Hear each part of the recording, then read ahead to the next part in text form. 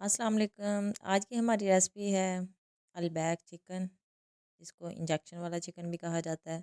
यह अमूमन अब हर रेस्टोरेंट पे मिलता है इंजेक्शन वाला चिकन। इसी तरह से चिकन बनाया जाता है जो हम मार्केट से मंगवाते हैं। तो आइए वीडियो स्टार्ट करते हैं। बिस्मिल्लाहिर्रहमानिर्रहीम। सबसे पहले मैंने स्किन वाला चिकन ले लिया था, पूरा पीस। इसको अच्छी तरह से धो लिया था पहले। अब इसको हमने कटिंग करना है, जो कि बड़े पीसेस में करेंगे। अब जब भी चिकन लें तो स्किन वाला लें तो आप फ्रेश लेके फ्रेश बनाएं, वो बहुत मज़े का बनेगा। और जो मैंने ये लिया था ना, ये फ्रीज़र का था, तो इस वजह से इसका स्किन उतरना शुरू हो गया था। मैंने इसको एक बाउल में ट्रांसफ़र कर लिया। उसमें मैंने हाफ़ चम्मच नमक और 2 से 3 चम्मच सिरके के ऐड करके अच्छे से 3 से 4 पीसेस मैंने ले लिए हैं, जिनको हमने अभी फ्राई करना है।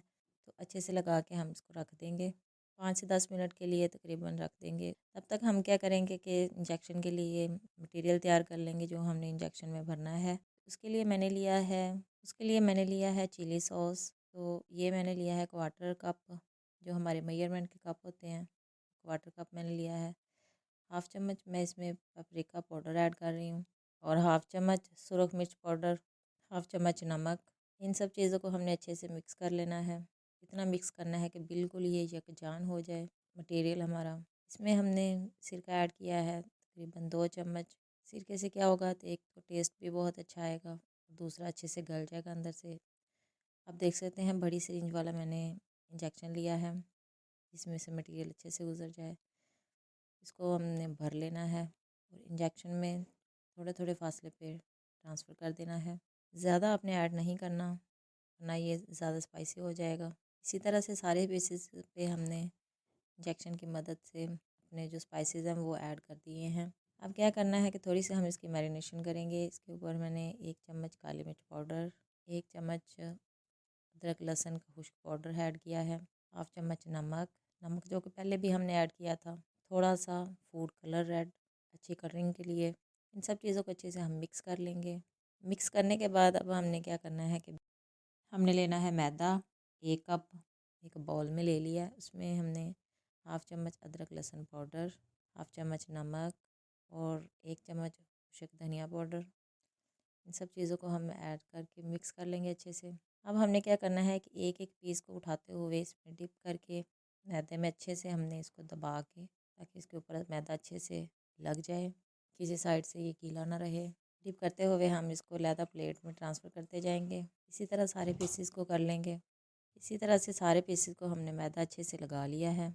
अब हमने क्या करना है कि दूसरी तरफ से हमने तेल भी गर्म होने के लिए रख दिया था कढ़ाई में। तेल हमारा तकरीबन गर्म है, तो अब हम इसमें फ्राई करेंगे इनको। हल्के हाथ से आपने इसमें डालना है ताकि तेल के छींटे ना पड़े। 2 से 3 मिनट तक हमने इसको बिल्कुल नहीं हिलाना, वरना इसकी कोटिंग ख़राब हो जाएगी। जब एक साइड से अच्छे से पक जाए तो फिर हमने इसको पलट देना है इनको। आप देख सकते हैं कितना खूबसूरत कलर आना स्टार्ट हो गया है। इसी तरह से हमने इनको फ्राई कर लेना है अच्छे से।